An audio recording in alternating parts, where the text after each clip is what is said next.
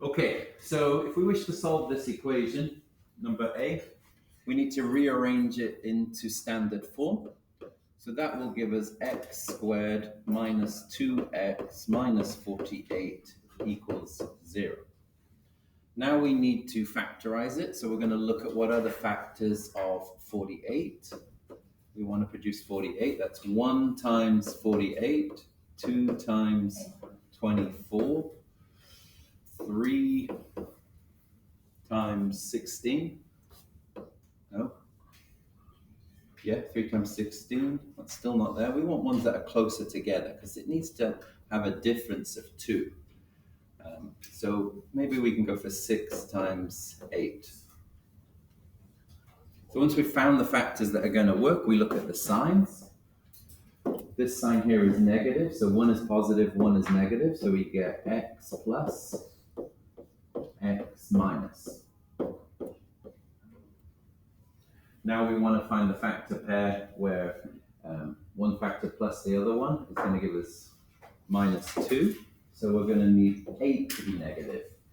We can't have the 6 being negative because that would give us plus 2. And we need minus 2x. So we get x plus 6, x minus 8 equals 0. Don't forget to write the equals 0. This is an equation. The whole reason you can solve it is because it's an equation and equals 0.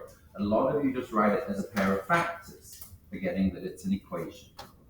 Lastly, we need to find the solutions, and we use the null product theorem, which basically says that we need to make that bracket 0, or we need to make that bracket 0. In order to make those brackets 0, we need x equals minus 6, x equals 8. Here in the second equation, it's a little bit simpler if we head for the characteristic equation x squared equals 8.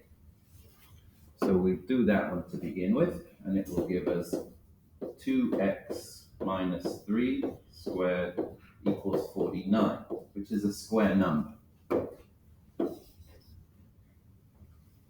We can solve this by square rooting both sides, and it will give us 2x minus 3 equals plus and minus 7. The inverse operation of square is square root. And when we learn to square root both sides of the equation, we have to add 1 plus and minus somewhere. We don't add 2.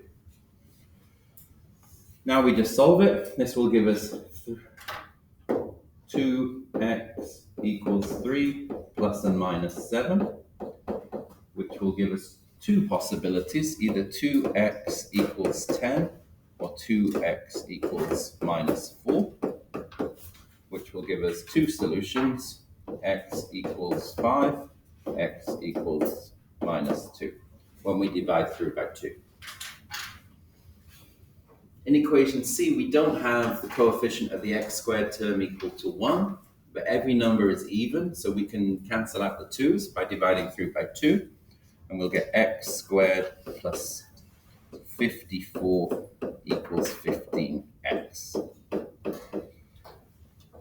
Now we need to rearrange it into standard form. Always rearrange the standard form. X squared minus 15x plus 54 is equal to 0. Factorizing this, we should be able to use the factors 6 and 9. 6 times 9 is 54. So this sign here is positive, which means both the signs inside the bracket are equal. This sign is negative, so both the signs inside the bracket will be negative. We get x minus, x minus. Our two possibilities are 6 and 9. 6 times 9 is 54, 6 plus 9 is 15. This gives us the solution x equals 6 and x equals 9. Do you put it in largest first and then the least? Ideally, the solutions should be written from smallest to largest, which is why the factors should be from largest to smallest. Because this relates to the zeros in a graph, and we read a graph from left to right. So it's a more logical process of doing it that way, but not wrong if you don't. this last one, we need to factor it, and we can see that 2 times 7 equals 14, and 2 plus 7 equals 9. But we can't get the signs to work. We can't get the signs to work on this one, because if they're both negative to make minus 9, then it would be plus 14. So this one, we can't factor it. That's going to happen sometimes. So what do we do, sir? Generally, at this point, we would cry. No solution?